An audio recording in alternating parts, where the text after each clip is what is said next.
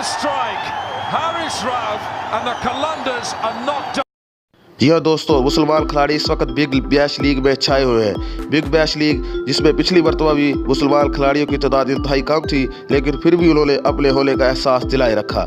जी हाँ, इस मरतबा भी पाकिस्तानी खिलाड़ी हारिस रऊफ ने दोस्तों दूसरी हैट्रिक करके दुनिया क्रिकेट को हैरान कर दिया। बिग बैश लीग में ये उनकी दूसरी हैट्रिक है। उनको इतने ज़्यादा चांसेस नहीं दिए गए, उनके साथ ज्यादती की गई, लेकिन फिर भी जब भी पाकिस्तानी खिलाड़ी हारिस रऊफ जो कि 145 की स्पीड से बॉलिंग करते हैं उनको मौका मिला, उन्होंने अपनी टीम को मायूस नहीं किया और उनके साथ ज्यादती अभी भी जारी है।